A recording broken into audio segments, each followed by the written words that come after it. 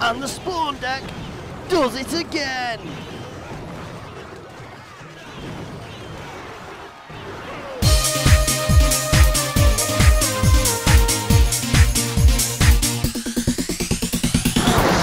Hey gamers, Gaming with Melkor here, bringing you another Clash Royale video.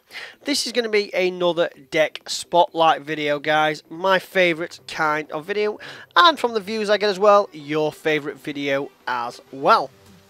So guys, before we go any further, can you do me a big favour if you haven't already and hit that like button? While you're at it, guys, if you're not subscribed, do me a big favour and hit that subscribe button for more amazing content.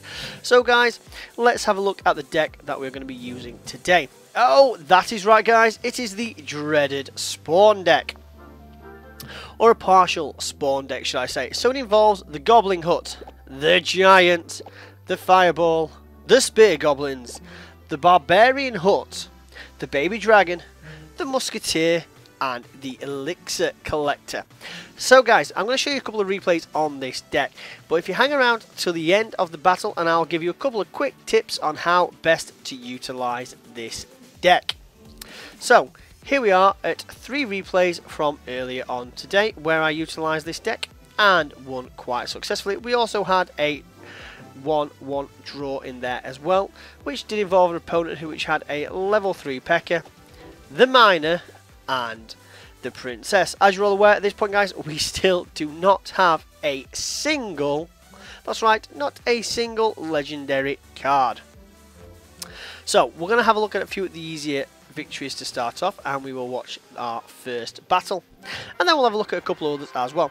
So guys, obviously we are playing a level 9, so we do have a slight advantage on the towers, but our card levels aren't drastically different at this point, so there isn't much of a difference in that respect.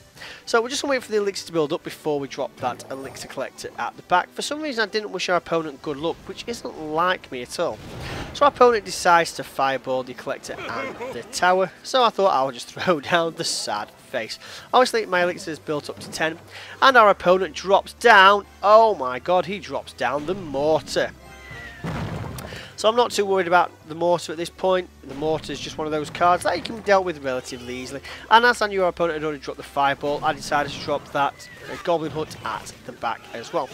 So as you can see, I dropped down those Spear Goblins just to take out that mortar. And I've got my Barbarians and Spear Goblins to take out that Valkyrie. Obviously that Valkyrie is only level 6. So I dropped down the Baby Dragon as a distraction to hopefully take out some of those Goblins and the tower. But unfortunately our opponent drops down the Royal Giant. Luckily my plethora of troops are just going to absolutely decimate it. Now I'm going to drop my fireball on both of those huts and to take out those goblins as well, while the giant goes in for that tower. So at this point we're looking in a very good position. We've lost a bit of health on both our towers, but we are going to take our opponent's tower down in less than a minute and a half. So a very good start. Now as you can see, we are continuing to push straight into that crown tower. I dropped my Spear Goblins down to take out that mortar. Unfortunately he's going to redirect and take them out before he has a chance to do that. But we are going to get some serious damage in on that crown tower, and that mortar's health is about to disappear. So at this point we have got the tower down to 440, and we do have the elixir advantage at this point. So all I'm going to do now is drop down the Baby Dragon, follow that up with the Giant, and then if I have to I will just fireball it here as well, just to finish off that tower. We're going to just fireball it quickly, and then all the Giant has to do is get in 1 or 2 quick hits for a very solid 3-0 victory. Don't get me wrong guys, our opponent did have a few cards lower level than us, and also it was against the level 9, but like I said, most of the card levels were the same, and he did have that cheeky mortar in there as well. So that was the first victory. Let's have a look at the second, which was a strange deck which involved the Goblin Barrel, the Furnace, the Musketeer, and the Musketeer, and the Valkyrie. So we're going to have a look at this one, which was another 3-0 victory again. This was against another level 9 opponent. As this time, as you can see, we do have that elixir collector again. So wish our opponents good luck. Wait till our opponent does, and then we're going to drop the elixir collector in the back. Obviously, if I have the elixir collector, that's generally always my first move. I was a bit slow on the elixir there. I'm a elixir collector there, so we did lose half an elixir point, but it's just one of those things. So our opponent drops down his spear goblins, and he also drops down the fire spirits, so he does a significant amount of damage to our tower straight off the bat, taking it down to just over 1900. Our opponent drops the Valkyrie in the back as a bit of defence, so I drop my own musketeer in the back, and then I utilise the fireball to take out our opponent's. No, I don't. I do apologise. I tried to go baby dragon, and my own musketeer in the back to take out their musketeer. I utilised the fireball there to do some damage to the furnace and to that tower. So we're going to take down the furnace here, and we're going to then have taken out by those spear goblins. So at this point we are in a slight losing position, but we do have the elixir advantage. Now I'm dropping down that second elixir collector, and our opponent decides to drop down his goblin barrel for the very first time. So he uses his goblin barrel and those fire spirits to take our second tower down to 1900, but at this point I'm starting to build up a good elixir advantage. So I drop my giant in front, and I've got those two goblin huts at the back. Now our opponent just dropped down the Valkyrie, so unfortunately my musketeer and spear goblins are going to take that out quite slowly, but we're going to take it out. Our opponent unfortunately is going to use his oh no, not before we actually get the tower down. So we do get the tower down before his furnace takes out our spear goblins. So at this point again we're in a strong position. Our spear goblins and our musketeer are going to do some work on that tower. So I'm going to use my fireball here to take out that wizard and do some tower damage to that second tower.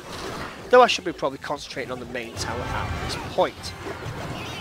So at this point we've got one tower down to 15, the other down to 19, but we have got our opponent's crown tower down to just over 60. Again, I drop the giant in the front, and I drop down my own spear goblins just to take out those goblins as well. Our giant is going into the tower, and look at that plethora of spear goblins there just to support.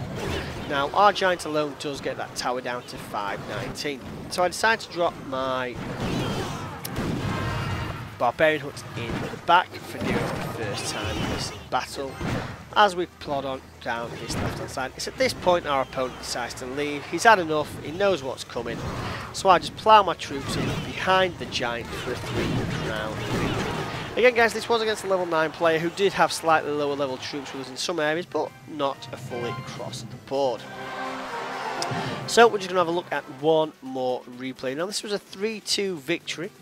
Now this was a very tough victory against an opponent who had a surprising deck really for me, because I wasn't expecting his initial push, but let's say we'll watch it and we'll show you how we was able to handle the situation and how we turned a losing position into a solid 3-2 victory. Unfortunately, we don't start off with the elixir collector at this point. So again, we wish our opponent good luck, which is the courteous thing to do. And as we've got not much else to do, we're going to drop the goblin hut in the back. Like an idiot, I dropped the goblin hut on the wrong side because our opponent did drop down that lava hound on the left. We could have obviously been in a much more advantageous position if we had dropped it on the other side, but oh well. So I dropped down my musketeer and baby dragon to take out that lava hand, but unfortunately our opponent drops down a level 8. That's right guys, a level 8 musketeer. That musketeer combined with the pups have done some serious work to my tower, so much so in its very first push it takes it down. So at this point we are in a very bad position. We haven't used our elixir collector yet and we are losing. So our opponent then decides to drop down his royal giant. At this point we're in a bit of a tight position, because so we sent our giant in down to do some damage to that tower, but our opponent does have those level 10. That's right guys, level 10 minions, something we don't have. Now our opponent is going to fireball all those goblins, but not before we get his tower down to just over 1,000. So we do send in our musketeer and those goblins to take down that tower to level it up 1 apiece. Again, our opponent does send in his musketeer, getting our tower down to just over 900. That level 8 musketeer is simply deadly at this level.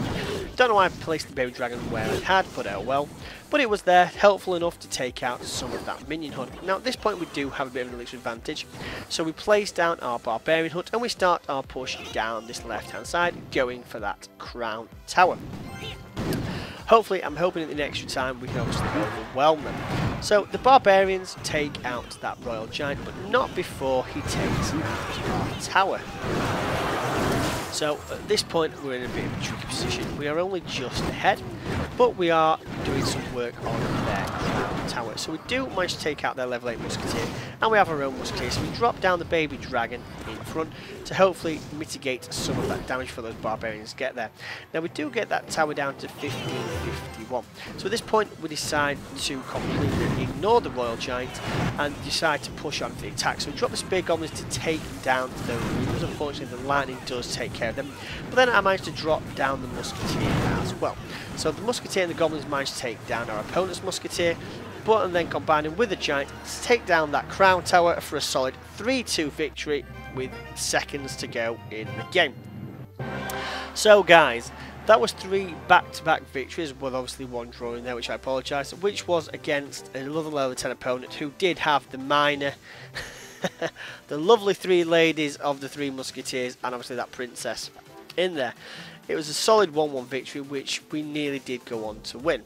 So guys, let's just have a quick look at that deck. Like I said, that involved the Goblin Hut, the Giant, the Fireball, the Spear Goblins, the Barbarian Hut, the Baby Dragon, the Musketeer, and the Elixir Collector. So guys, just a couple of tricks with this deck really, is that if you get that Elixir Collector, try and get it down early on in the game to give you that Elixir advantage. The Baby Dragon there is a bit of a distraction for some of the air troops and to deal that splash damage to your minions and your minion horde.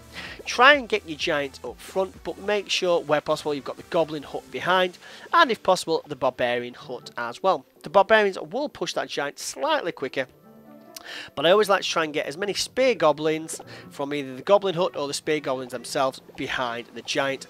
Again, you have that Musketeer on both offense and defense to support both the Giant and, where possible, the Baby Dragon. The Fireball's there to take out our opponent's Elixir Collectors, any Spawn Huts, anything like that, or any large cluster of troops that you need to deal with. So guys, that's it from me. If you like what you see, comment below, let me know. If you've got any deck suggestions for the future, comment below and leave them below as well. Thank you all very much for tuning in, and I will see you gamers next time. Take care.